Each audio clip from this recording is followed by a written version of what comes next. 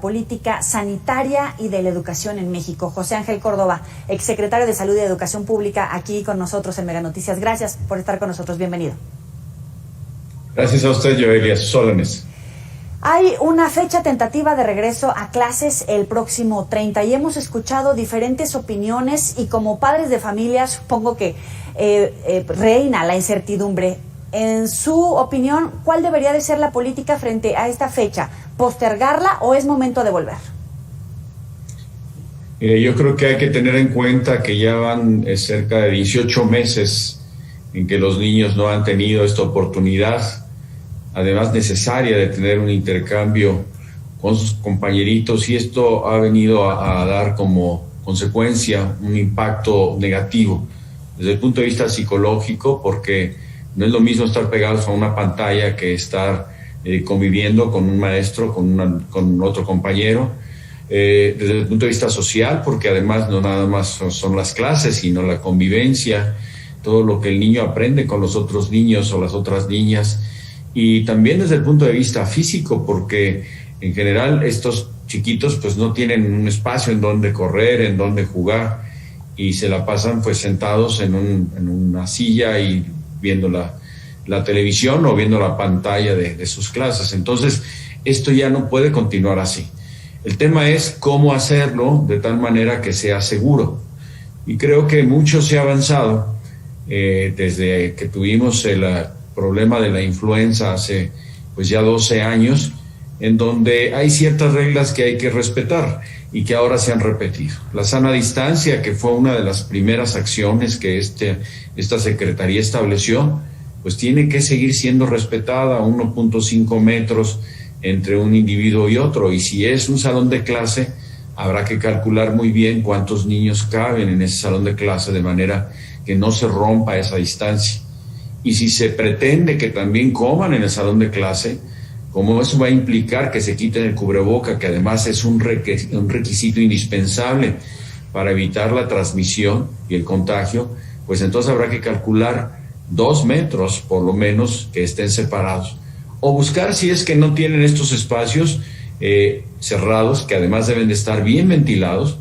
Esto es fundamental. La ventilación es una garantía para poder remover las gotitas que está uno arrojando cada momento que está uno hablando o respirando incluso, y con las cuales se van a contagiar los compañeritos aun cuando tengan un cubreboca, si es que están muy cercanos uno de otro.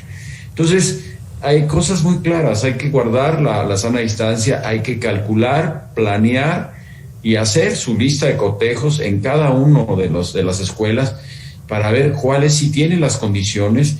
Y como hace un momento lo decía, algunas de ellas podrán tener a los niños de manera terciada, o sea, lunes, miércoles y viernes, y martes, jueves y sábado los otros niños, y los días que no van a la escuela, pues entonces sí, tener las clases a través del internet o a través de la televisión, como han estado siendo dadas. Yo creo que ese es un primer paso. Por otro lado, también, si queremos que regresen a las escuelas, pues hay que garantizar que tengan acceso al agua. Si no hay agua potable, pues ¿cómo vamos a hacer para que ellos se laven las manos? Obviamente hay que tener jabón y también tener lo que es el gel con alcohol para que puedan estar continuamente limpiándose las manos, porque es ahí donde también se queda el virus y al tocar las cosas se van contagiando las personas. Entonces hay que hacer todas estas cuestiones básicas que todo el mundo las conocemos y tratar de cumplirlas completamente. Además, sí, perdón. Perdóneme que lo interrumpa, pero tratando de hacer conciencia y de asumiendo la responsabilidad como padres de familia, como maestros, incluso como alumnos, ¿qué nos hace falta para procurar nuestra propia salud? Porque a mí se me antoja bastante complicado que un niño sea lo suficientemente consciente, que deje de jugar, que deje el chacoteo, que deje la emoción por volver a clases y se mantenga con sana distancia, con cubrebocas, etcétera. Bueno, para eso están también los maestros. Yo creo que otra cosa que van a aprender mucho los niños es el por qué han tenido que quedarse en casa durante este año y medio, y la importancia de tener respeto a microorganismos que pueden provocar enfermedades, explicarles. Yo creo que los primeros días tendrá que ser un curso intensivo de por qué es esto, qué lo causa, cuál es el riesgo, cuáles son las acciones que se deben de tener. Y estoy de acuerdo, los niños son inquietos, pero claro, si están mucho más juntos, más fácil será el problema del contagio. Y por otro lado también hay una responsabilidad pues de los padres, porque si los niños tienen alguna sintomatología que los hace ver enfermos, sea que tengan fiebre, sea que tengan dolor de cabeza, sea que tengan manifestaciones respiratorias o digestivas, porque también el coronavirus puede empezar a través de una diarrea, pues entonces no hay que mandarlos a la escuela. Lo primero que hay que hacer es hacerles la prueba para poder tener la tranquilidad de que no están contagiados y de que no van a contagiar a nadie más en la escuela. ¿Se requiere mayor flexibilidad respecto a la fecha? Las autoridades dicen que vamos de bajada en los números de contagio, pero en algunos estados incluso pues están reflexionando sobre este punto, tal vez postergarlo 15 días, un mes más. Bueno, esa es una posibilidad que no es mala, sobre todo en aquellos estados que están teniendo el repunte de la tercera ola. No hemos visto realmente una disminución continua e importante de los casos, que seguramente se va a dar antes de un mes, pero si hay la posibilidad en algunos casos donde en algunas ciudades hay demasiados casos, hay que tratar de esperarse un poco y empezar con las clases a través de los medios electrónicos, y en cuanto las cosas estén mucho más tranquilas, pues iniciar ya con esta experiencia positiva que va a ser para los niños regresar a sus escuelas y también para los padres, porque el distanciamiento, el quedarse en casa, pues ha representado problemas de muchos tipos que no son parte de la vida diaria que todos quisiéramos tener. También se habla mucho acerca de la violencia en casa, de la violencia contra los niños. ¿Qué tenemos que aprender como sociedad? Porque me parece increíble que tengamos que decir que puede ser más seguro la escuela con gente que no pertenece a nuestra familia que al interior de nuestros hogares. ¿Qué tenemos que aprender y qué debemos de hacer? Bueno, primero yo sí creo que el hogar debe ser el lugar más seguro para los niños, pero después de eso, sin duda, la escuela es el lugar más seguro.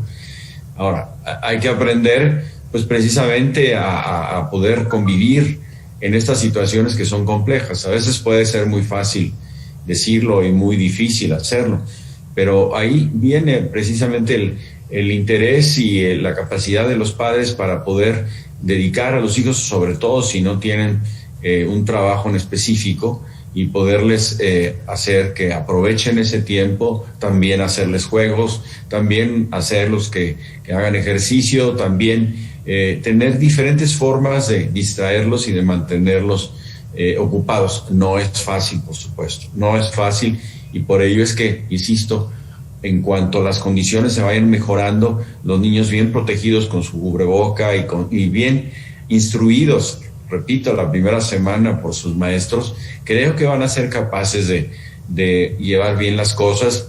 Y si en algún caso se presenta un caso positivo en algún salón, pues habrá que confirmarlo, y si se confirma, pues ese salón tendrá que seguir los 14 días, de 10 a 14 días de distanciamiento, o sea, tendrán que irse a su casa sus niños. No hay que cerrar toda la escuela, por supuesto, pero sí ese salón, igual que es el trato para cualquier otra persona que le dice, no has tenido contacto con una persona que tenga COVID en los últimos 10 días, pues que no, bueno, pues para adelante. Sí, pues entonces tienes que quedarte aislado. Debe ser el mismo manejo, pero no implica cerrar toda la escuela, por supuesto. ¿Cómo superar el reto por parte de los maestros para dar clases en la modalidad a distancia y en la modalidad presencial, cuando además hablamos de un rezago educativo que puede ser diferente respecto a los alumnos en un mismo grupo, o por estados o a nivel nacional? Bueno, es por eso la importancia de que puedan regresar, porque la única manera de que los maestros puedan evaluar el rezago que tienen los niños es precisamente para poder identificar a aquellos que necesitan más atención, más tiempo, más dedicación, para poder recuperar aquello que no pudieron captar, o porque no lo vieron, o porque no lo practicaron, o porque los padres no tuvieron la oportunidad de ayudarlos. Entonces, eso es precisamente una de las causantes además de lo de la violencia intrafamiliar o de las cuestiones que nos obligan a tratar de regresar en cuanto ya todas las condiciones puedan ser aceptables o se puedan oportunidad para los niños. ¿Cuánto nos podemos tardar en recuperarnos de este rezago educativo y si se profundizó más a estas sociedades que de repente pueden quedar alejadas, marginales, porque la escuela de por sí ya les queda lejos frente a otras zonas un poco más urbanas? Sí, ahí tiene mucha razón, porque desafortunadamente, como en todo, la gente rural es la gente más desprotegida, es la gente que tiene menos facilidad de acceso, es la gente que tiene una nutrición general más deficiente. Entonces todos los factores negativos son más importantes en ellos. Pero también en muchas ocasiones en estas escuelitas rurales puede no haber tantos alumnos y pueden también, porque lo han hecho, pueden hacerlo incluso al aire libre para poderlos tenerlos sentaditos, separados el espacio necesario, y que el maestro o la maestra vayan haciendo su diagnóstico y de ahí se dediquen a remediar todo aquello que los niños o las niñas no han podido adquirir, porque las clases no son iguales cuando son a través de una pantalla. No hay forma de que puedan estar preguntando o tener una interrelación con el maestro o la maestra, y aún teniéndola, pues no es igual a que la maestra o el maestro estén verificando que ya adquirió el conocimiento o la habilidad que era necesario. Yo creo que este semestre casi estaría yo convencido que va a ser un semestre de diagnóstico, de inicio de remediación, y a lo mejor va a necesitar un poquito más al siguiente semestre. Habrá que ver, ojalá ya lo de la pandemia nos podamos olvidar en el 22 y a lo mejor tener un poquito más de horas de clase o de días de clase para que no se rezaguen, porque sí, es cierto, hay muchos pequeñitos que ni siquiera han ido a la escuela y que muchos de los contenidos básicos iniciales pues no los tienen y hay que empezar desde cero. Exsecretario, viene ya otro informe de gobierno de la gestión tanto de la presidencia como de las secretarías. ¿Usted les daría una calificación de aprobado de panzazo o de plano de reprobados? Mire, no, yo no soy nadie para calificar el trabajo que se ha hecho. Yo creo que el esfuerzo se ha puesto en todos lados. Sí ha habido, como pasa muchas veces, resultados no positivos o resultados negativos. Algunas actitudes son las que sí de repente puede uno reprochar, ¿no? Yo creo que cuando está uno en la oportunidad de ejercicio al servicio de la población, la primera característica que uno debe de tener es ser humilde. Ser humilde, escuchar los consejos que puedan dar tanta y tanta gente que tiene experiencia y que conoce, y que desde un principio se estuvieron dando, no con el objetivo de hacerlos ver mal, sino pues de que se tratara de corregir el curso. Mas, sin embargo, a veces es muy difícil lograr esto y es lo único que pediríamos. Creo que tanto en educación como en salud, como en todas las áreas, hay gente experta, hay gente muy capaz que puede ayudar para que las cosas vayan caminando cada día mejor. Este México es el país de todos y además todos tenemos que contribuir para que vaya para adelante. José Ángel Córdoba, exsecretario, gracias por estar con nosotros aquí en Mega Noticias TVC. Para servirle, Joely, a sus órdenes. Hasta luego. Vamos a seguir repasando esta información que es de primera importancia para usted, para sus